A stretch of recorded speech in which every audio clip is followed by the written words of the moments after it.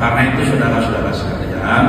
bagi yang hari ini dilantik dan mempunyai amanah jabatan ini, selama masih ada amanah itu, manfaatkan amanah ini dengan sebaik-baiknya. Pertama adalah untuk kepentingan umat manusia, kedua untuk kepentingan rakyat Indonesia, ketiga untuk kepentingan bangsa dan negara Indonesia, dan yang terakhir untuk kepentingan marwah dan martabat lembaga yang kita tempat bekerja, yaitu Kementerian